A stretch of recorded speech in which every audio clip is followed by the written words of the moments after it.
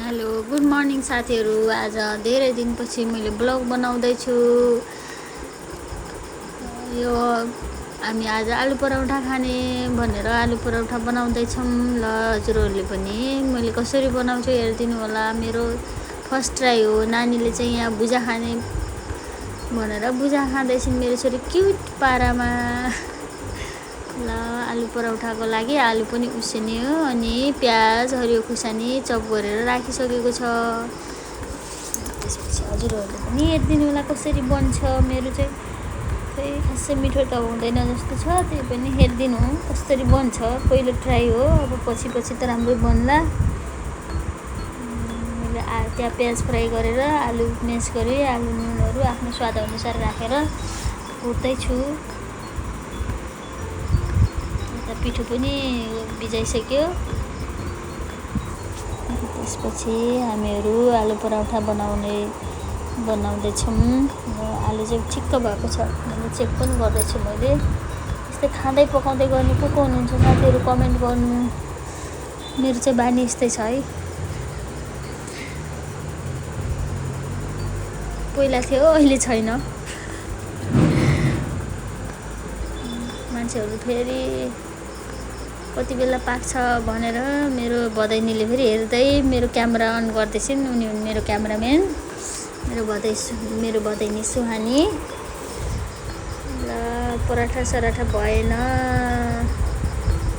नजानेर हो कि के हो, बेलिएन राम्रोसँग। ठिकै छ, जसरी भए पनि खाउँला नि भन्दैछौँ। ल पराठा पनि पाकिसक्न लाग्यो। भदैनी चाहिँ छिटो पकाइसेन फुजु भन्दैछिन्। मिठो जस्तो छ देख्दा चाहिँ, खाँदा पनि मिठो छ।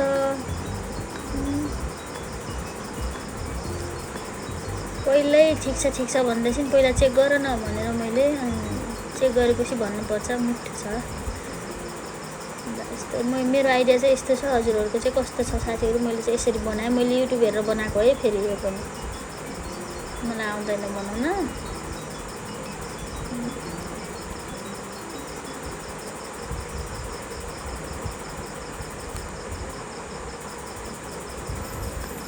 सामानहरू यताउता मेस गरेर बनाउँदैछु, मैले बिगारेछु। हजुरहरूले चाहिँ माइन्ड नगर्नु।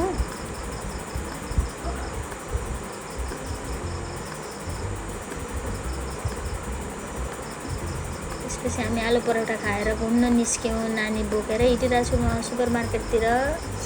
नानीको लागि डाइपरहरू सिद्धिएको थियो, लिन आएको। अब एउटा सामान हेर्न आएपछि अर्को किन्ने चलन सबैकै हुन्छ होला, मेरो मात्र त होइन होला।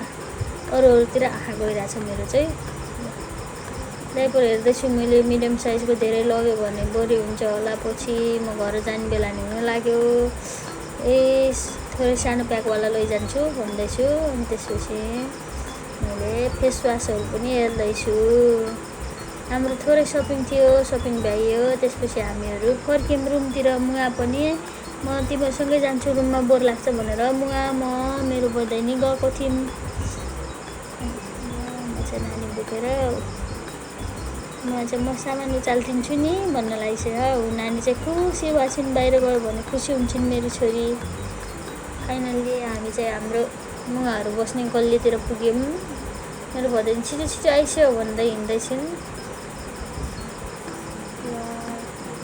मेरो मिनी भ्लग हेरिदिनु भएको सबैलाई धन्यवाद। By by.